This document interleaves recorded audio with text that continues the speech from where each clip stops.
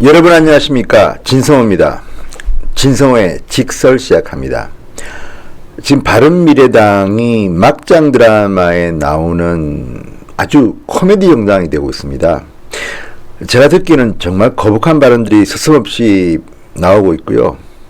특히 이제 막장에 가면 술 이야기가 나옵니다. 꼭 나옵니다.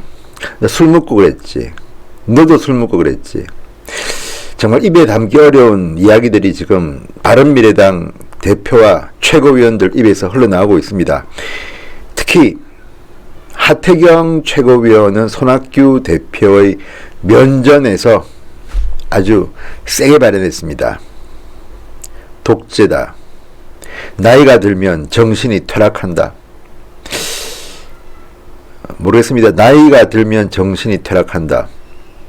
저는 이런 말을 하는 것은 정말 인간에 대한 도리가 아니라고 생각합니다. 그렇지만 손학규 대표가 독재를 한다는 비판은 일리가 있습니다. 어쨌든 말로 표현할 수 없는 엄청난 일들이 지금 벌어지고 있습니다. 자, 원래 시발은 손학규 대표가 최고위원들이 올린 안건을 상정하지 않았기 때문입니다. 법적으로는 손학규 대표가 하지 않아도 된다고 주장합니다. 그렇지만 아무리 그렇지만 선출된 최고위원들이 다수의 의지로 이런 안건을 올렸는데 대표가 묵살한다? 이것도 웃기고요.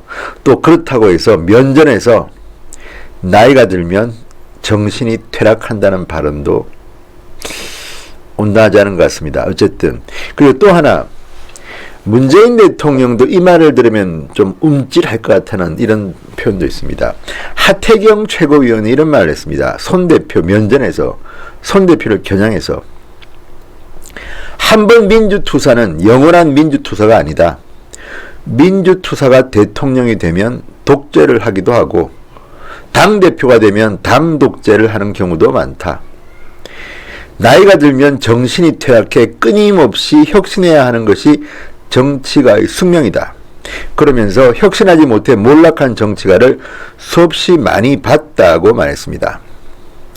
자, 손학규 대표는 면전에서 하태경 최고위원이 이런 말을 하고 있는데 말없이 가만히 듣고 있었다고 합니다.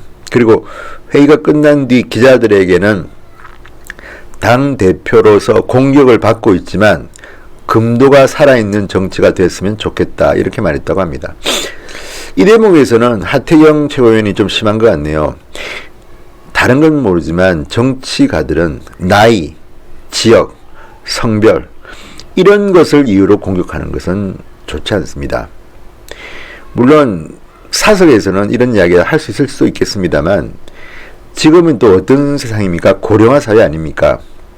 아무리 손학규 대표 연세가 좀 있으시지만 지금은 트럼프도 대통령 하고 있지 않습니까? 재선하겠다고 합니다. 나이가 뭐가 중요합니까? 그런데 나이를 가지고 이렇게 정신이 퇴락한다 이런 발언을 한다는 것은 좀 심한 것 같고, 다만 이 대목은 정말 눈이 갑니다. 한 번 민주투사는 영원한 민주투사가 아니다. 민주투사가 대통령이 되면 독재를 하기도 하고 당대표가 되면 당독재도 한다. 글쎄요, 손학규 대표가 민주투사였는지는 제가 잘 모르겠습니다. 뭐 운동권이었던 거는 같습니다. 과거 대학교 나이 시절에 민주화 운동을 했던 것도 같습니다만 출발은 꼭 그렇진 않았죠. 아주 좋은 코스를 많이 걸어 오셨던 분 아닙니까? 그리고 또 하나, 이 말을 듣고 오히려 움찔했을 만한 사람은 문재인 대통령이 아닐까 싶기도 합니다. 둘 다입니다. 문재인 대통령도 민주투사인지는 제가 잘 모르겠습니다. 다들 그렇게들 이야기합니다. 5.18 때도 서울역에 있었다고 그렇겠죠. 서울역에 있었겠죠. 그리고 뭐 구치소에 구류됐고 뭐 그런 건 알겠지만 그게 민주투사라고 할 수 있는 건지, 또 민주투사라는 말 속에 상당한 함의가 있습니다. 그러면 투사가 아니고 민주투사가 아니고 산업화 투사는 뭡니까? 그러니까 이런 말 속에 뼈가 있는데, 어쨌든 하태경 최고위원이 말은 참 아프게 했습니다. 손학규 대표에 대해서 영원한 민주투사가 아니다. 민주투사가 대통령이 되면 독재를 하기도 하고, 이 말은 문재인 대통령을 겨냥한 거 아닐까요? 제 귀에는 그렇게 들렸습니다. 여러분 어떻게 생각하십니까? 하태경 최고위원이 민주투사가 대통령이 되면 독재를 하기도 하고, 이 말은 딱 문재인 대통령이 찝어서 한 게 아닌가 싶기도 하고, 아니면 그 전에 뭐 김대중, 김영삼 대통령을 찝어서 한 걸까요? 뭐 그럴 수도 있겠죠. 그렇지만 아무래도 문재인 대통령 같습니다. 우리끼리 이야기입니다. 확실치는 않습니다. 이건 어디까지나 제 개인적인 의혹을 제기한 겁니다. 자, 그리고 당대표가 되면 당 독재를 하는 경우가 많다. 이 손학규입니다. 어쨌든 최고위원들의 뜻을 들어주지 않았다는 이유로 이런 비판을 한 것인데요. 그래도 면전에서 이렇게 하면서 몰락한 정책을 수없이 봐왔다. 나이가 들면 정신이 퇴락해 끊임없이 혁신해야 하는 것이 정치가의 숙명이다. 나이가 들면 정신이 퇴락한다. 이것도 모르겠습니다. 뭐 여기에 해당하는 정치인들이 여러분 머리에 떠오릅니다만 그분들의 명예를 훼손할까봐 말은 하지 않겠습니다. 아무튼 나이를 가지고 비판하는 것은 저는 반대입니다. 자, 그리고 또 하나, 술 가지고 지금 분쟁이 일어나고 있습니다. 이준석 최고위원은 지난해 12월 손학규 대표가 단식 투쟁을 선언하기 직전에 술을 마신 상태였다고 주장했습니다. 자, 이준석이 왜 이런 말을 했을까요? 이것부터가 이준석 최고위원은 화가 날 만합니다. 자, 이준석 최고위원이 하태경 최고위원 등과 함께 손학규 대표를 공격하니까 손학규 대표 측근, 전현직 당직자, 자, 이 최고위원을 공격했습니다.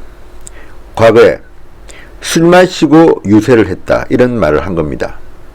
4.3 보궐선거 때 음주 유세를 했다고 이준석 최고위원을 비판한 겁니다. 사안이 다른 건데, 자, 개인 공격을 하다 보니까 바른미래당 내부에서만 알고 있던 일을 폭로했습니다. 음주 유세를 했다고 언급했습니다. 이 언급을 한 사람은 손학규 대표의 측근이었습니다. 자, 그러자 이 최고위원은 이렇게 말합니다. 당시 손 대표가 요청해서 유세차에 올랐던 것이다. 손 대표와 가까운 당직자들이 앞뒤 잘라서 인신공격을 한다면 손학규 대표가 음주 상태로 단식을 결의한 적 없는지 대표직을 걸고 답하시라고 말할 수 있다. 자, 이준석을 공격하면서 손학규 대표의 측근이 최고위원직을 걸고 말하라고 했는데, 이번에는 이준석 최고위원이 손학규 대표에게 이 공격을 합니다.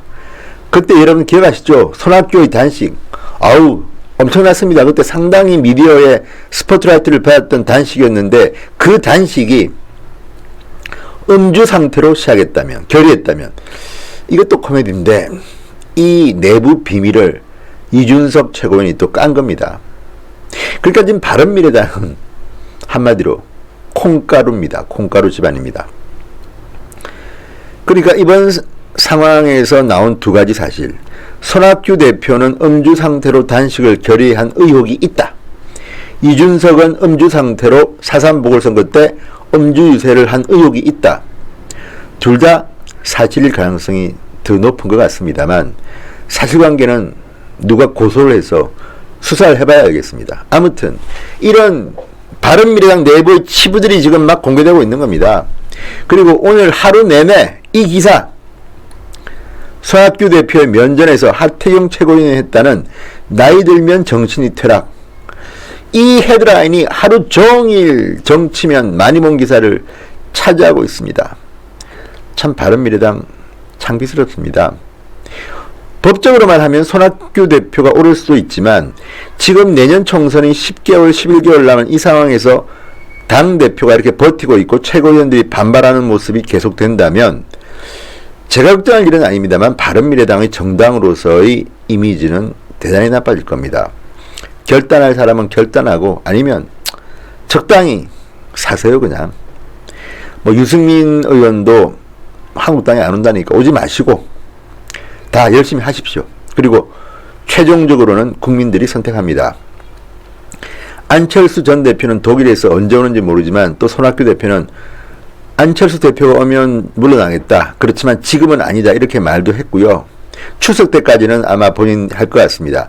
추석 때까지 지지율이 10% 정도 나오면 못 나가겠다는 것 같은데 10% 나올 것 같지도 않고 모르겠습니다. 아무튼 이렇게 바른미래당은 조용히 무너지고 있는 것으로 보입니다.